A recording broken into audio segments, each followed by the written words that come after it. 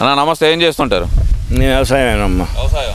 మరి చంద్రబాబు అధికారంలోకి వచ్చారు, ఎలా ఉంది వ్యవసాయం అనేది? గతంలో మరి చాలామంది వైసీపీ నాయకులు కానీ కాంగ్రెస్ నాయకులు కానీ అనేది చంద్రబాబు అధికారంలోకి వస్తే రైతులను ముంచేస్తాడు అనేది వాళ్ళు చెప్పేది, అంతే ఉందంటారు ఇప్పుడు?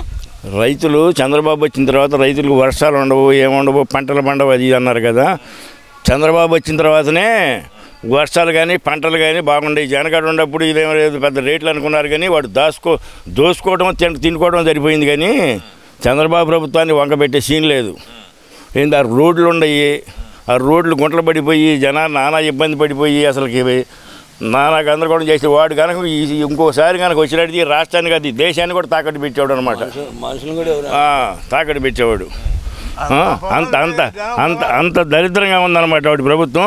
ఇప్పుడు జనం కొంచెం హ్యాపీగా ఉండాలి. పథకాలు అన్నీ వస్తున్నాయి అందరికీ, పెన్షన్లు కానీ, పనికి ఆహార పథకం కానీ, మన కాలువలు కానీ, ఈ రోడ్లు కానీ అన్నీ మన పెద్ద అసలు సంక్షేమ పథకాలు ఏమి ఇవ్వకుండా మొత్తం సంక్షోభంలోకి నెట్టేస్తున్నాడంట రాష్ట్రాన్ని. సంక్షేమ పథకాలు లేకపోవటం ఏంటండి, ఎక్కడ పడ్డారు జనం అంతా. రేపు ఆగస్టు 15 నుంచి కూడా బస్సులు ఫ్రీ బస్సులు పెట్టాడు మళ్ళీ. ఈ ఆటో వాళ్ళకి ఇబ్బంది పడతారని చెప్పేసి ఆటో వాళ్ళకి కూడా తగిన ఏర్పాటు చేసి వాళ్ళకి కూడా ఏదో ఏర్పాటు చేస్తానంటున్నాడు.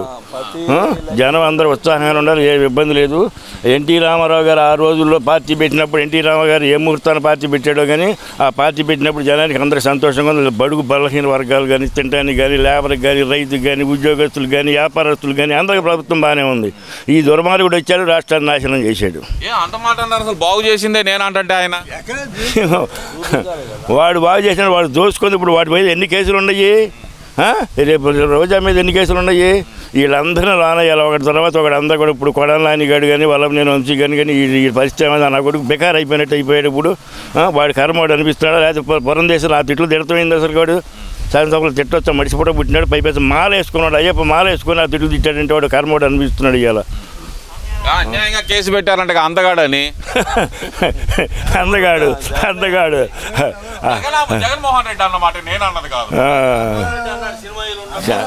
ఇప్పుడు వాడి తర్వాత ఈ నానిగాడికి వీడికి వాడి పేరు యాదవా, అనిల్ కుమార్ యాదవ్. ఇప్పుడు వాడికి కూడా మన తమ్ముడు రాంబాబు గారు వీళ్ళందరికీ వరుస ఏముంది. నా కొడుకులు మునిగిపోతున్నారు ఇప్పుడు. దాచుకోవడం తినుకోవడం తప్పితే నా కొడుకులు ఎక్కడా కూడా ఏం చేశారు. అసలు రోడ్లు అండి బళ్ళు పోతుంటే పల్లెటూరు నుంచి డొంకలు కానీ ఈ కానీ అసలు తారు రోడ్లు, గుంటలు, ఆర్టీసీ బస్ స్టాండ్ కానీ ప్రతి ఊరు కూడా ఎంత పడ్డారని జనం. అసలుకి ఇలా చూడండి ఎంత రోడ్లు ఎంత చక్కగా ఉన్నాయో, ఎక్కడికక్కడ అద్భుతంగా ఉంది. మీరేమో దాచుకోవడం తినుకోవడం అని అంటున్నారు. చంద్రబాబు నాయుడు దాచుకుంటున్నాడు, పంచుకుంటున్నాడు, తింటున్నాడు అంటే చంద్రబాబు నాయుడు ఒకవేళ ఇప్పుడు సంపాదించినా జనానికి పెడుతున్నాడు ఆయన. ఇప్పుడు పథకాల ద్వారా కానీ ఇప్పుడు మన కాలువలు తీశాడు, పూడికలు తీశాడు, ఈ బోధలు తీశాడు, ఇది తీశాడు. రైతులకి ఎంతో ఉపయోగ పనులు చేశాడు. వీళ్ళకి అమ్మగా ఉండి ఎటు పడతాడు చేయలేదైందో చేశారు. 100 ఒకటి చేస్తే ఒకటి చేయటం అన్నీ దోసుకోవడం సరిపోతే ఏడ చేశారు. చాలా బాగుంది ప్రభుత్వం. అసలు ఏం బాగాలేదు, అసలు ప్రభుత్వం ప్రజలను పట్టించుకోవటం లేదు, సంక్షేమ పథకాలు ఏమి ఇవ్వట్లేదు అంటున్నారు కదా. వాడు కళ్ళు తెరుచుకుని ఒకసారి వచ్చి చూడమనండి. ఆ నాయకులు ఉన్నారు కదా, వాడికి కార్యకర్తలుగా ఉన్నారు కదా, ప్రతి ఊళ్ళో ఉన్నాడు కార్యకర్తలు. వాళ్ళ కళ్ళు తెరుచుకొని చూడమనండి అసలు ఎక్కడ ఏం జరుగుతుందో అనేది. రాష్ట్రంలో కానీ ఇక్కడ కానీ పల్లెటూళ్ళలో కానీ ప్రతి ఇంటికి డబ్బులు వస్తున్నాయి. పిల్లలకి 1300 రూపాయలు, 1500 రూపాయలు వస్తున్నాయి. వృద్ధులకు వస్తున్నాయి 6000, 4000 రూపాయలు. అసలు ప్రతి ఇంటికి డబ్బు రాని ఇల్లు లేదు ఇవాళ. అసలు సంక్షేమ పథకాలు ఒక్కటి కూడా ఇవ్వట్లేదు అనేది కాదు జగన్మోహన్ రెడ్డి పదే చెప్తుంది. ఎందుకండి ఎన్ని ఉట్టి మాటలు జగన్మోహన్ రెడ్డి చెబుతున్నాడని చెప్పి జనం నమ్మాలి కదా. అప్పుడు వాడు పులివెందులు వాడు కోట ఏమైంది చూడు, మరి రేపు ఎలక్షన్లో పతనం అయిపోయింది. నా కొడుకు వాడు చేసుకుని కర్మ వాడికి అనుభవిస్తాడు. ఏది పోలీసులను అడ్డం పెట్టుకొని ఏది దౌర్జన్యాలు చేయడం కదా అంటున్నాడు కదా. పోలీసులను అడ్డం పెట్టుకొని జనం ఇప్పుడు వాళ్ళే పులివెందులాళ్ళు కానీ కడప కానీ వాళ్ళే అని అంటున్నారుగా. నువ్వు చేసిన కర్మ నువ్వే అనుభవించాలరా బాబు. నువ్వు జనానికి ఎంత నాశనం చేశారు. రాజధానిలో అసలు రాజధాని వచ్చిన తర్వాత అమరావతిలో రైతులు ఓట్లు ఎత్తే ఇప్పుడు అమరావతి ప్రజలను ఎంత హింస పెట్టాడండి వాడు. పోలీసుల చేత కొట్టించి ఆ టెంటులు బాగా కొట్టించి అవి బాగా కొట్టించి నానా హింస పెట్టాడు కదా జనాన్ని. అసలు ఆడాళ్ళ పని చేయొచ్చు అసలు కాదు. మనిషి కూడా పుట్టినాడు అయితే. ఇక్కడ ఇంకో విషయం కూడా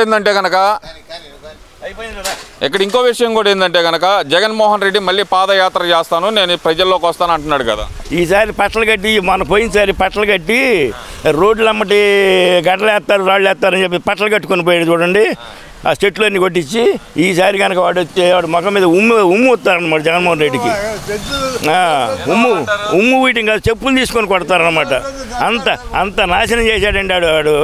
ఏదో వాళ్ళ రాజశేఖర రెడ్డి అనేవాడు వాళ్ళ తండ్రి మంచి పనులు చేశాడు. ఆయన చేసేయడం వల్ల ఆయన విలువ ఉంది కాబట్టి ఒకసారి తండ్రి చేశాడు కాబట్టి కొడుకు ఛాన్స్ ఇద్దామని చెప్పి జనం కూడా, రైతులు కానీ లేబర్ కానీ అన్ని వర్గాలు ఉద్యోగస్తులు అందరూ కూడా ఒకసారి చూద్దాం జగన్మోహన్ రెడ్డి చేశాడని చెప్పి వేసిన మాట వాస్తవమే.